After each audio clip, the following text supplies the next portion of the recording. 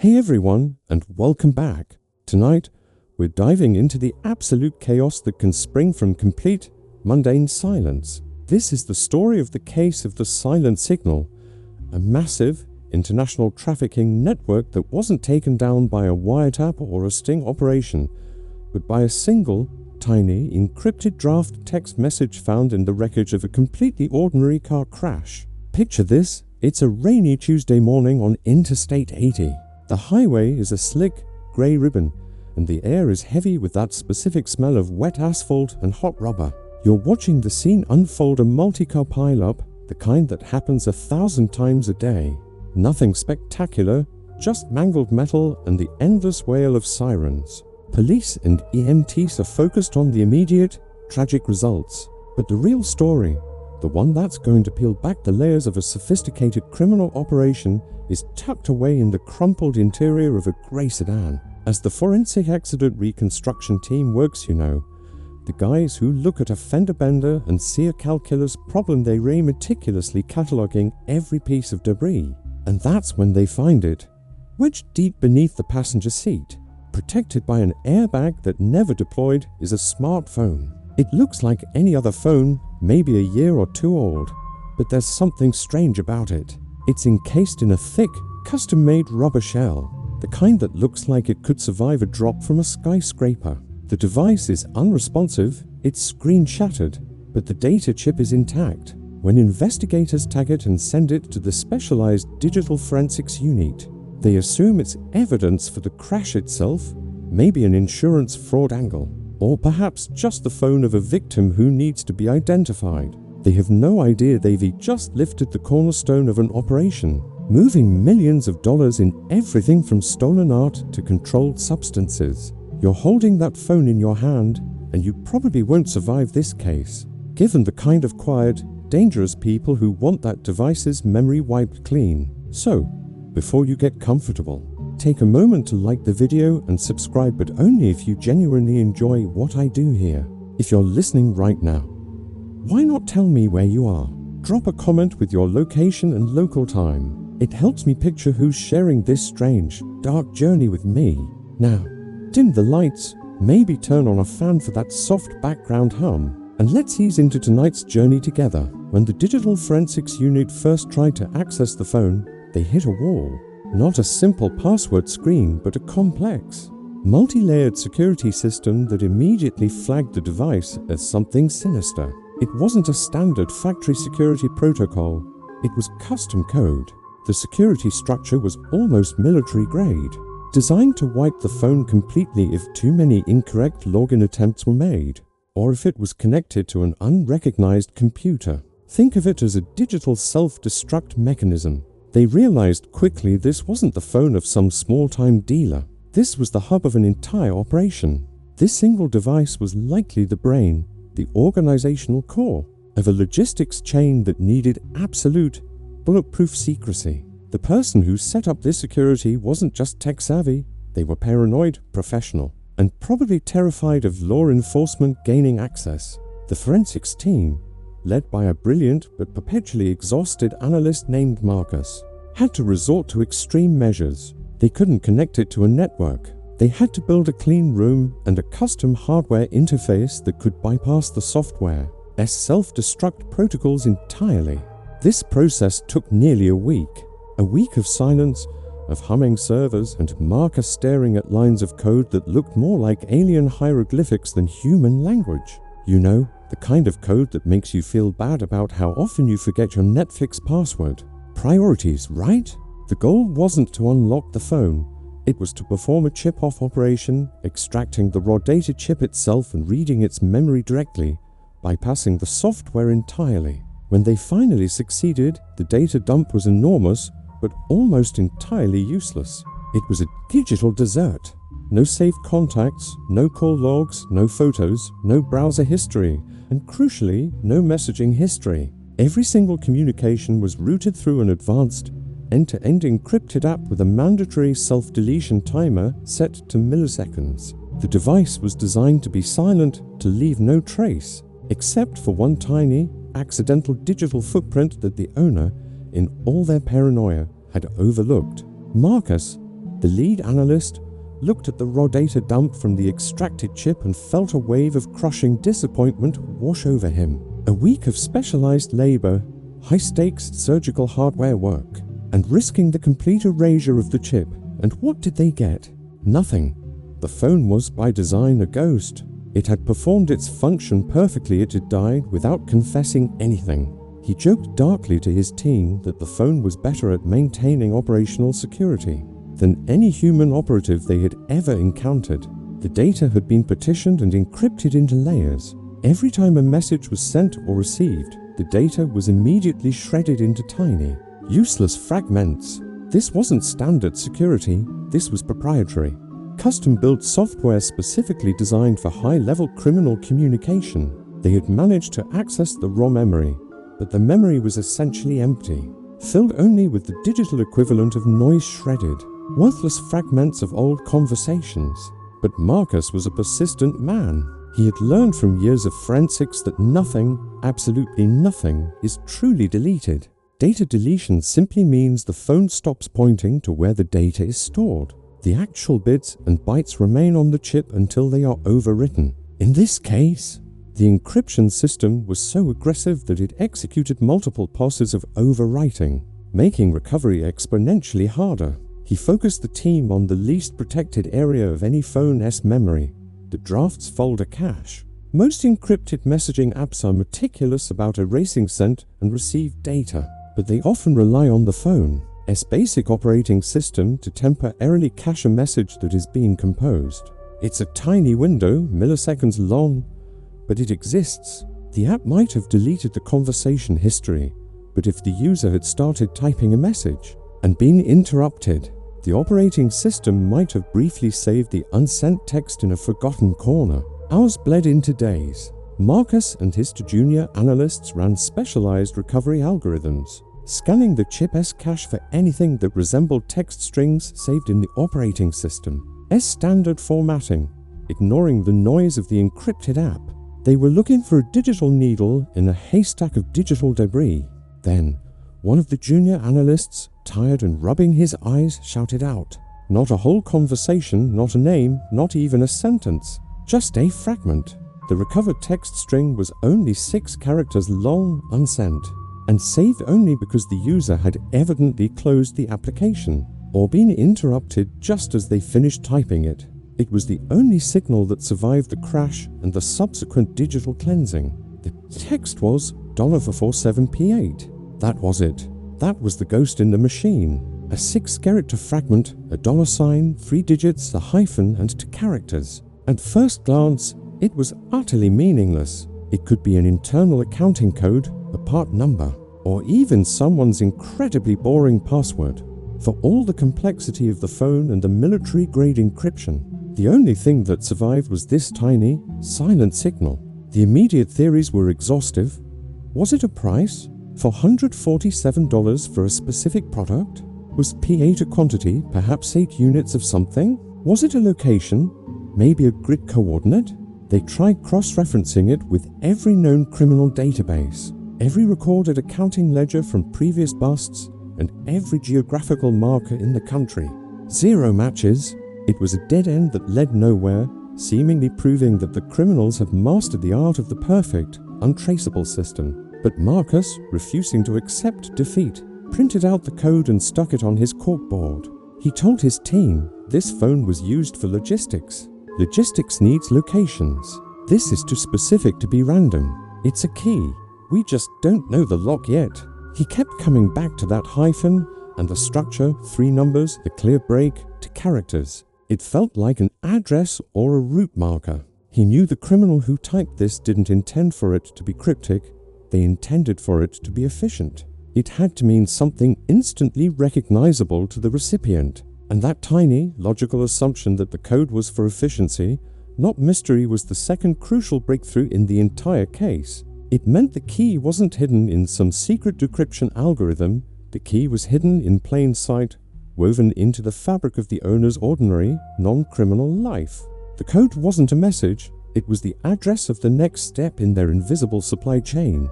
The 6-character fragment for $147 P8 stared back at the digital forensics team from Marcus's corkboard. It was mocking their weeks of high-tech effort. They had managed to break through military-grade encryption, but here they were, stumped by a simple jumble of numbers and letters. The silence of that message felt like its own form of aggression. Marcus kept insisting on logic. The criminal who used this phone needed to send instructions that were fast, secure, and simple. The code had to be quick to type and even quicker to understand. If it was for logistics, it had to contain key pieces of information, value, and location. The $sign probably meant value or payment, but the 447P8 part, that was the geographical lock they couldn't pick. The team had already exhausted every database they could think of. Bank codes, postal codes, vehicle identification numbers, even obscure shipping manifests. Nothing. It was a complete dead end, until Marcus, exhausted and staring out the window at the familiar city sprawl, made a connection that seemed too simple, almost absurdly so. He noticed the numbers for 147. They didn't match any street address, but they did match a pattern he saw every single day, the exit numbers on the state highway system. He immediately told the team to pull up a map of their state, zeroing in on Interstate 80 where the crash happened. Sure enough, the exit numbers on I-80 lined up sequentially, often tied to mileage markers. But there was a problem. Interstate 80 didn't have an exit for 147 in their state. The numbers topped out closer to 400. Expand the search, Marcus commanded. Don't just look at I-80. Look at every major highway in the entire metropolitan area and the adjacent states. This was a massive data request, cross-referencing thousands of exit numbers across for different states, all within a reasonable trucking distance from the crash site. The computer churned through the data for hours. Finally, it spat out a single, solitary match, exit for 147 on Route 55, 3 states away. Suddenly, the whole code snapped into focus. This criminal organization wasn't just a local operation. It was a regional network spanning hundreds of miles. But what about the P8? They pulled up the area around exit for 147 on Route 55 using high-resolution satellite imagery. The exit led to a relatively industrial area full of logistics centers, warehouses, and truck stops, the perfect backdrop for illicit trade hiding in plain sight. Zooming in, they saw the area immediately surrounding exit for 147 was a grid of 8 parallel streets, all leading away from the highway. Marcus pointed at the screen. P stands for parallel, and 8 is the specific street, but that was still too vague. 8 parallel streets could be street A through H or 1st through 8th. How would the recipient know which one? Then, the final, chilling realization dawned. Marcus remembered a boring local news item he'd read months ago about a city planning initiative for street lighting upgrades. The city had recently designated specific lighting zones for that industrial district, labeling the poles sequentially for easier maintenance. The industrial streets branching off from exit for 147 were designated P1 through P8 by the city's Public Works Department. P8 was the 8th parallel street. This wasn't some complex criminal cipher, it was a municipal cipher. It was based on public information that only someone who lives and works intimately in that specific area would know instantly. The phone's owner hadn't invented a complex code. They had just co-opted the local bureaucratic language. It's like using your garbage collection schedule as a signal for a weapons drop.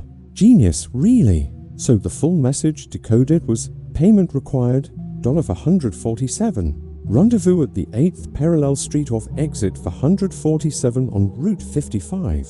But even that was wrong. The $sign and the 447 weren't about money. They were the exit number itself, used as a confirmation key. The text message wasn't to send the location. It was to confirm the location for a driver who was already told to go to the general area of exit for 147. The driver gets the text, sees for 147, and instantly knows they're at the right geographical landmark. Redundancy and efficiency. The silent signal had finally spoken. It gave investigators the where and the when a prearranged transfer happening at a specific, publicly labeled street deep inside another state. The crash wasn't the end of the operation, it had just handed them the coordinates to the next scheduled event. the focus immediately shifted from digital forensics to high-stakes physical surveillance. The realization that this trafficking ring was using mundane municipal data as their secure communications system was terrifying. It meant this organization was deeply woven into the legitimate framework of regional commerce, hiding in plain sight, using data that no security algorithm would ever flag. The code was cracked, Route 55, exit for 147, parallel Street 8. This location, once plotted on a map, was instantly recognizable as a hub for legitimate logistical activity. It was a dense industrial park full of warehouses, freight companies, and cross-docking facilities. The perfect stage for a criminal transfer, too busy to be suspicious, but isolated enough for a quick, illicit transaction. A joint task force was assembled spanning the 3 states involved, and a surveillance team was dispatched to the area. It was quiet, even for an industrial zone. Mostly single-story, metal warehouses that all looked the same, with heavy security fences and the unsettling drone of massive air conditioning units. The task force needed to pinpoint which building was the center of the operation. This is where the phone's location ping history became critical. While the phone was designed to delete all communications, it couldn't stop its internal cellular modem from periodically pinging nearby cell towers. Even if the phone wasn't making a call, it was constantly telling the network, "I am here, and I am available." Marcus and his team reconstructed the phone owner's movements for the 30 days before the crash. The location tracking created a definitive, repetitive pattern. The owner lived in a suburb about 50 miles away, often traveling down I-80. But for the last 3 weekends on Saturday night, the phone had spent between 6 and 8 hours stationary at a single point near exit for 147 on Route 55. When they overlaid the satellite data with the ping locations, the pinpoint landed squarely on a building at the end of parallel Street 8. The building was listed as the headquarters for Phoenix Logistics Solutions, a small, apparently legitimate freight brokerage firm. Its primary business was moving specialized materials like non-hazardous chemicals and large-format printing equipment. The surveillance team set up, careful not to alert anyone. Phoenix Logistics Solutions was the definition of unremarkable. The warehouse was grey, the small office building attached was beige. The only notable feature was the unusually high level of private security. Not just fence guards, but heavy-duty, state-of-the-art CCTV cameras covering every angle and solid, reinforced steel doors. They also noticed that, unlike other logistics companies running trucks constantly, Phoenix only ran 1 or 2 specific, unmarked white box trucks, and always after 9 p.m. on weekends. The surveillance confirmed the pattern. On the upcoming Saturday, just 2 days after they cracked the code, a flurry of activity began shortly after sunset. An unmarked box truck backed up to the loading bay, and the reinforced doors were opened. The security system, which normally ran 24/7, was partially disabled, a sure sign the people inside were confident they were safe. The question shifted from where to what. What exactly was being trafficked?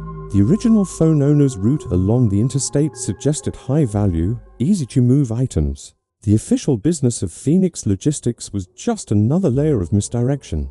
Under the cover of darkness, the surveillance team used highly sophisticated thermal imaging drones. What they saw inside the warehouse was chilling. It wasn't drugs or weapons. It was cultural artifacts and high-end luxury goods. Crates marked with obscure museum inventory codes, high-end electronics still in factory wrappings, and, most shocking of all, what appeared to be tightly packed bundles of historical documents. The value of the goods, even from a thermal snapshot, was clearly astronomical. This wasn't a standard drug ring, this was a well-funded, highly specialized asset trafficking operation, moving goods stolen from galleries, collectors, and high-tech manufacturing plants. That silent signal didn't just give them a location, it gave them a look into a quiet, extremely lucrative world where priceless historical artifacts are treated as casually as a pallet of printer paper. The crash on I-80 wasn't an accident. It was the interruption of a critical node in a nearly perfect supply chain. And the person who owned that phone was clearly more than just a driver. They were the orchestrator. The surveillance drone's thermal images were undeniable. We weren't looking at a drug ring. This was something far more sophisticated. Inside those crates were high-value cultural artifacts and luxury electronics. Phoenix Logistics Solutions was a trafficking hub, an asset pipeline for stolen goods. The urgency spiked. Stolen cultural items, once they enter the private collections of the ultra-wealthy, are gone forever. We had to move before the contents of that warehouse scattered across the globe like digital ghosts. But a full-on raid was too risky. First, we had to find the person behind the phone, the logistics coordinator who used municipal codes as a cipher. This was the mastermind who knew the entire system, from their quiet suburban home to the exact warehouse holding the loot. The clue came from the most mundane place, a car crash. When the police recovered the wrecked phone, they followed standard procedure, tracing the vehicle's registration. The sedan belonged to a woman named Evelyn Chase, 41 years old. Clean record, a mid-level manager at a regional package delivery service. She lived in a quiet, affluent cul-de-sac. Evelyn Chase was the definition of unremarkable. No tattoos, no known criminal associates, no wild spending. She drove a sensible sedan, the one now wrapped around a highway barrier, and paid her mortgage on time. She was the grey sedan on the grey highway, a digital ghost running a $1 million operation while blending into the beige backdrop of corporate America. This was terrifying. It meant the organization prioritized invisibility above all else. They didn't hire hardened criminals, they hired masters of monotony. We immediately began deep, quiet surveillance on Evelyn's home and her workplace. Her colleagues described her as hyper-efficient, meticulous, and a bit aloof. She was praised for her ability to solve complex routing problems and streamline supply chains. Her day job was both her cover and her training ground. This woman was a logistical genius, and her skills were perfectly transferable from legitimate package delivery to moving illicit artifacts. Her double life was a masterpiece. Neighbors called her the perfect neighbor, quiet, polite, always kept her lawn neat. She had compartmentalized her entire existence, making it impossible to connect the two worlds. She wasn't flashy, she was consistent. The reconstructed phone pings revealed her routine. Evelyn always spent Friday nights at her suburban home. Then, sometimes Saturday morning, she'd drive to a small, private office she rented downtown. She spent the day there, running the official paperwork for Phoenix Logistics Solutions and coordinating truck movements. The Saturday night stationary period at exit for 147, parallel Street 8, was her personal hub time. This was the moment she oversaw the high-value transfers herself, her point of greatest vulnerability. This confirmed our theory.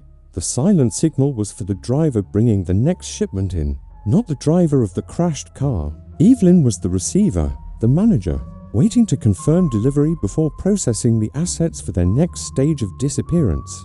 The crash meant the delivery was delayed, which would put the entire network on edge. We were on a ticking clock, with Evelyn's phone dark. The people waiting for that signal, the drivers and the buyers, would soon realize something was wrong. They might try to retrieve the assets or, even worse, wipe the warehouse clean. Our strategy had to shift. Instead of a direct raid on the warehouse, we planned a simultaneous takedown. We would hit both the assets and the operator, Evelyn Chase, at her moment of maximum exposure. We had to catch her in her routine before she could warn anyone. The next time she drove to that warehouse on a Saturday night, she would lead us straight to her network. The suburban manager was about to become the center of a very dramatic criminal takedown. But first, we needed to understand the hidden human network she commanded. A logistical genius can't move millions of dollars in stolen goods alone. She needed people who were as silent and loyal as her encryption. With the Evelyn Chase identified as the central hub, we focused on the physical location, Phoenix Logistics Solutions at exit for 147, parallel Street 8. This wasn't just a warehouse, it was the critical junction where legitimate commerce ended and the illicit asset chain began. The decoded message, $447P8, was the map to this vault. We spent the next 48 hours mapping the warehouse's layout using blueprints acquired under a national security warrant. The building was standard industrial construction, but heavily modified inside. The reinforced steel doors were just the beginning. The warehouse was segregated. The front section, visible from a small office, held crates labeled with legitimate-sounding materials, non-hazardous chemicals, printing stock, industrial resins. These were decoys to justify the truck movements and heavy security. The back half was where the real action was. It was climate-controlled, sealed off by a second, internally locked wall, and accessible only by a single reinforced door known only to Evelyn and her key associates. This confirmed the thermal imagery. Stolen art and historical documents need climate control to prevent degradation. They were treating these items not as hot property, but as perishable goods needing professional handling before their final sale. Auditory sensors placed near the perimeter picked up only the rhythmic hum of air conditioning, and the brief presence of a single maintenance worker, another ghost in the machine. When Saturday night arrived, we were ready. Teams disguised as utility workers and construction crews were positioned along parallel Street 8, ready to move the second Evelyn arrived. The plan was to catch the delivery and Evelyn in the act, maximizing the evidence and arrests. At exactly 9:15 p.m., a plain white box truck, one we'd identified from earlier surveillance, arrived. It backed perfectly up to the reinforced loading bay doors. This was the delivery that was supposed to be triggered by the silent signal from Evelyn's now inoperative phone. The driver, a man named Dale, was an unsuspecting regional hauler. He was a low-level cork who thought he was moving specialized printing equipment on a late-night run. This was another layer of Evelyn's genius, compartmentalizing information. Dale only knew his route and his drop-off point, not the true nature of his cargo. Then, Evelyn arrived. She was in a rental car, not her usual sedan, and parked in the shadows behind the building. She entered the office alone, a woman in her 40s with a thermos and a clipboard, looking like she was settling in for a long night of paperwork. She was the one who personally opened the loading bay doors for Dale. As the large hydraulic dock opened, we got our first visual confirmation of the inbound cargo. It wasn't just electronics. The crates coming off Dale's truck held dozens of high-end, professionally packaged stolen watches and jewelry, mixed with boxes of legitimate-looking circuit boards to mask the weight and electronic signature. The sheer volume and quality told us this was the culmination of weeks of theft across multiple cities. This was the peak of the operation. Evelyn was accepting the illegal delivery, verifying the contents, and preparing to move the assets into the secure, climate-controlled backroom. She was the network's key vulnerability. The takedown was initiated. In a quiet, swift movement, a specialized entry team breached the front office while Evelyn was distracted, confirming the manifest with Dale. They used sound-dampened flashbangs to minimize noise in the open industrial park. Evelyn's reaction was chillingly calm. She didn't scream or run. She immediately reached for a small device on her desk, a panic button disguised as a stapler. We later realized this device was designed to send a high-frequency signal to the internal network, not to call police, but to trigger a non-water-based chemical fire suppression system in the back room. It would have destroyed all paper records, documents, and possibly even electronic data. She was moments from incinerating the most valuable evidence, showing her extreme dedication to the ring's security, even when captured. Luckily, the entry team was faster. They secured Evelyn and Dale before the signal could be transmitted. The physical evidence, the vast amounts of stolen goods, and the paper trail Evelyn had just started processing was secured. The hub was captured, but the investigation was far from over. We still needed to know who Evelyn answered to, and how she managed to maintain such absolute silence across her entire network. With Evelyn chasing custody and the warehouse contents seized, the task force had neutralized a major hub, but the network was far from broken. The big question was, how did Evelyn, a suburban logistics manager with a perfectly clean record, command the absolute silence needed to run a massive asset trafficking ring? It was clear they had to look beyond the codes and logistics and dive into the mind of the operator. Evelyn Chase wasn't a crime lord, she was a crime coordinator. Her entire life was a system of control, but not through fear or violence. She used cold, calculated manipulation of human need. Investigators combed through her seized documents and digital assets.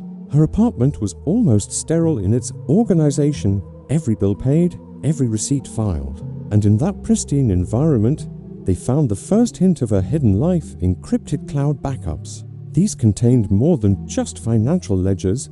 They held detailed personal profiles on every single person in her network. This wasn't a cartel built on muscle, it was built on information. Evelyn exploited the vulnerabilities of ordinary people who, like her, were desperate for a way out of crippling debt or personal failure. She targeted individuals in key logistical positions: truck drivers, customs brokers, warehouse managers, even low-level data workers. These people had valuable skills but were facing some kind of crisis. Take Dale, the truck driver.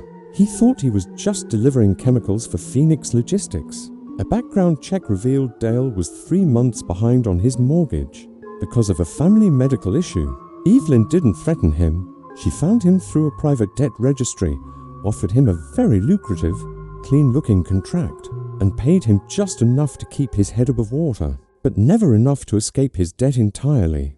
This created a cycle of economic reliance. Her human network was organized into strict, separate layers, a testament to her logistical genius. First, there was acquisition, the people stealing the goods. They only knew Evelyn as a silent, anonymous buyer who communicated through encrypted drop boxes. Next, transportation, people like Dale who moved the goods legitimately. They only knew pickup and drop-off coordinates, confirmed by that municipal code system. Then came storage and processing.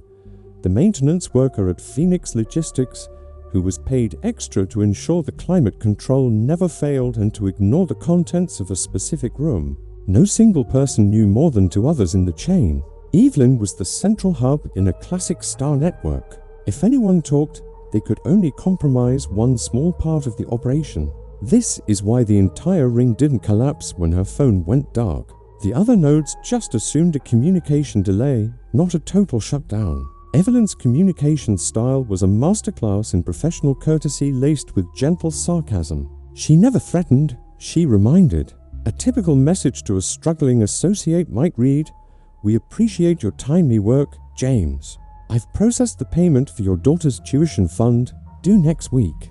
Let's ensure the next shipment is just as seamless." It was a soft, deadly reminder that their financial relief depended entirely on her silence and their compliance. It's a kind of obligation trap, far more insidious than a simple threat. The only person she seemed to have a genuine relationship with was an elderly man who visited her house. Her uncle, a retired accountant. It turned out he was just the unwitting holder of a shell account for her legitimate salary, helping her build her clean public persona. Her silence was total, her loyalty a meticulously engineered financial mechanism. This investigation proved that the most dangerous modern criminal is often the one who understands spreadsheets better than firearms. The logistics of the human network were Evelyn's true masterpieces. Now, the task force had to trace the final piece of the puzzle. How was this vast, illegal wealth being fed back into the legitimate economy without setting off a single digital alarm? With the human network understood as a structure of financial dependence, the task force turned to the ring's finances. The seized goods were worth millions, but that was just inventory. The real power was in the laundered profit flowing back to Evelyn and her hidden handlers. Most high-level criminals use complex, layered digital transfers, but Evelyn, with a background in regional package delivery, chose a different path: low-tech, high-volume cash circulation. She knew that massive wire transfers and offshore shell companies leave deep digital scars that financial crimes investigators can eventually trace. So, she exploited loopholes in local commerce. The laundering operation worked through a network of small, cash-intensive businesses she had either quietly purchased or infiltrated. We're talking about laundromats, roadside produce stands, small convenience stores, and local courier services. Imagine a small dry cleaning business taking in hundreds of small cash payments daily. Nobody questions it. Evelyn used her expertise to inflate the reported cash revenue of these businesses by adding in her illegal profits. A laundromat that realistically makes $8,000 in cash a week would suddenly report $20,000. The extra $12,000 was the laundered money, now cleaned and appearing as legitimate business income. The key was the volume and spread of these businesses. Evelyn managed nearly a dozen of them across 3 states. No single business reported a revenue spike big enough to raise alarms. They all just showed a slight but consistent uptick, easily explained away as local economic growth or better management. The investigators dubbed this the cash flow commute. The cash was then pulled out of these businesses through owner draws or payroll and used to pay Evelyn's network, creating the very dependency that kept them silent. It was a self-sustaining ecosystem of financial entrapment. To trace this, the task force had to ditch digital forensics and go back to physical accounting. They spent weeks auditing the financial records of every business connected to Phoenix Logistics. They weren't looking for a smoking gun. They were looking for statistical anomalies in cash deposits versus industry averages. Eventually, they found a pattern. Every business linked to Evelyn showed a statistically improbable ratio of cash revenue to digital payments. They were all extremely cash-heavy, operating on paper ledgers that were conveniently lost or destroyed in predictable minor accidents. A small office fire here, a minor flood there. Using a laundromat for laundering money is just the perfect level of on-the-nose sarcasm for a criminal mind like hers. This method of blending high-value international asset trafficking with low-tech, small business money laundering was unprecedented. It kept the operation below the radar of major financial institutions. The one point of digital leakage where Evelyn risked a larger transaction was the final buyer's payment. Once the stolen asset was sold to a private international collector, that massive payment had to enter the system. This was routed through a complex network of foreign asset managers, who then funneled the money into the private island real estate Evelyn had been monitoring. While Evelyn herself was shielded, it became clear she was a highly valuable, well-paid employee, not the final owner of the wealth. The ultimate beneficiaries were on another level entirely. The discovery of this elaborate cash ecosystem meant the task force had to move beyond Evelyn to the larger human network she so meticulously maintained. This led to the final phase, the quiet, surgical takedown of the entire silent signal chain. Financial forensics painted a clear picture. Evelyn Chase's empire was a closed, low-risk ecosystem built on cash, debt, and localized businesses. The evidence was now overwhelming. The investigators had the physical hub, Phoenix Logistics. They had the human hub, Evelyn Chase herself. They had the communication key, the cryptic message, $447P8. And they had the financial structure, what they called the cash flow commute.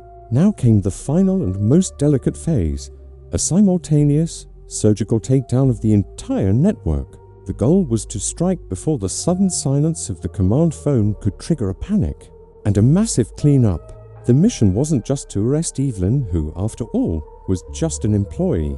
It was to preserve the loyalty chain just long enough to identify and secure every single human node she managed. The task force had to act as quickly and as quietly as Evelyn herself, making sure no one had time to destroy records or disappear into the night. The plan was a coordinated sweep across the 3 states involved. They would target every individual identified in Evelyn's personal profile archives, which were neatly categorized by function, acquisition, transportation, and laundering. The key to the timing was the cash flow commute. Evelyn's detailed profiles revealed that network members were typically paid and settled their financial obligations on the first Monday of every month. This was a critical operational rhythm. The takedown was planned for the Sunday night right before that Monday. This would catch the entire network after they had finished their weekend work, but before they received their payout and disposed of their week's worth of paper ledgers. Phase 1 began with the laundering nodes. The initial targets were the small business owners, the laundromat proprietors, the convenience store managers who acted as the financial funnel. These individuals were the most vulnerable because they had the most physical evidence, cash ledgers, inflated bank deposit slips, and the records of the fictional debt Evelyn used to control them. Teams moved in quietly after closing hours, securing the businesses and seizing all the financial documents. The arrests were made on charges of tax fraud and money laundering, immediately isolating them from any communication network. Phase 2 targeted the transportation node. This was the most decentralized part of the network. So, the transportation specialists were targeted at their homes or at truck stops, where they were finishing their Sunday night rest periods. These rests were crucial. They yielded the encrypted drop boxes and specialized GPS units used for communication, which further confirmed the sophisticated nature of the logistics operation.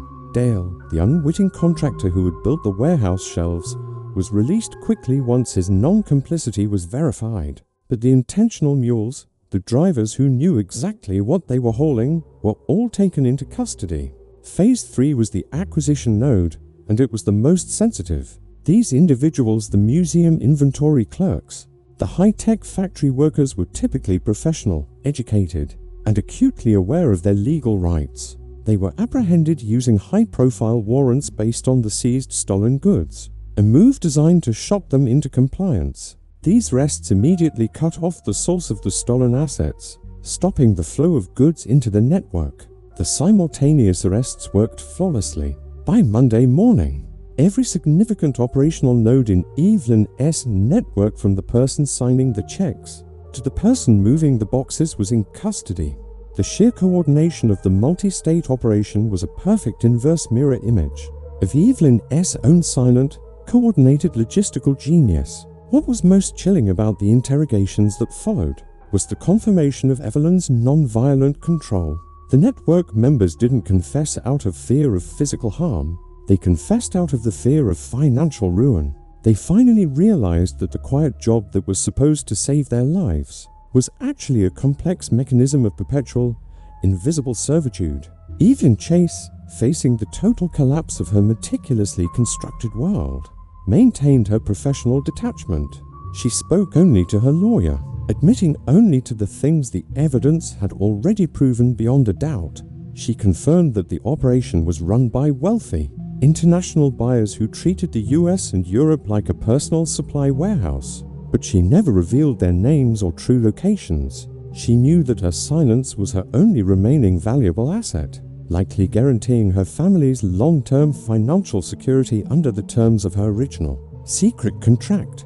The investigation into the case of the silent signal ended not with a dramatic firefight, but with the quiet closing of 24 ledger books, the impounding of a suburban sedan, and the seizing of a refrigerated warehouse full of priceless artifacts. The logistics chain was shattered, the assets recovered, but the ultimate beneficiaries, the buyers and the original organizers who sat far above Evelyn, remained just out of reach. They were protected by layers of offshore transactions, just like the ultimate owners in the Triton case, another notorious money trail.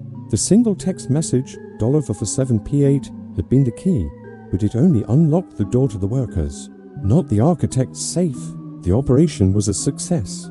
The investigation, which had started with a single fragmented text message, resulted in the recovery of millions of dollars in stolen assets and the complete dismantling of a highly sophisticated, low-profile trafficking ring. But as the case files were finalized, the lingering feeling among the agents was one of incompleteness. They had a nagging sense that they had only scratched the surface of the organizational pyramid. Evelyn Chase remained the quiet, impenetrable core of the captured network. During her trial, she presented the image of a quiet professional who had succumbed to desperation. She was convicted, but her silence regarding the final buyers, the entities that funded private island acquisitions and managed the international flow of stolen assets, was absolute. She had protected the people at the top, ensuring her family would be cared for by the same network she had served. The success of the case ultimately hinged on that one tiny digital oversight, the unsent draft, $47P8. It was a powerful reminder that in the world of high-tech criminal logistics, the greatest vulnerability is often not the firewall, but the human finger pausing for a half-second before hitting send. The system was perfect, but the person typing the municipal code was momentarily interrupted. The case of the silent signal became a mandatory case study for digital forensics teams globally. It demonstrated the critical need to look beyond obvious encrypted communications and to search for co-opted public data. It showed how mundane, legitimate information like exit numbers and public works codes could be used as secure ciphers. It forced law enforcement to start mapping public records against known criminal hotspots, looking for the quiet correlation that reveals a hidden meaning. The legacy of Evelyn Chase wasn't one of infamy, but one of professional competence. She proved that the next generation of organized crime doesn't need to be loud or violent.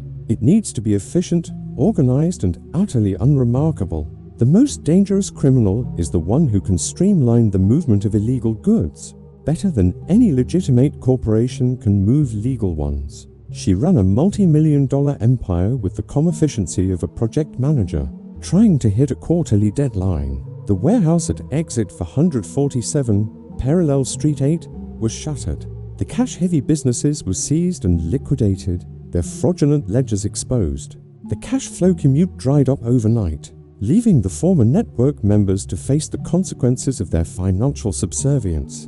Without the steady drip of laundered cash, the chaos she created wasn't loud, it was the quiet, profound disruption that occurs when a perfectly balanced financial ecosystem is suddenly starved of oxygen. As for the ultimate beneficiaries, the investigators could only surmise. They knew the money trail led to private, protected real estate and investment groups. The entities that bought the high-value art were the same type of power brokers.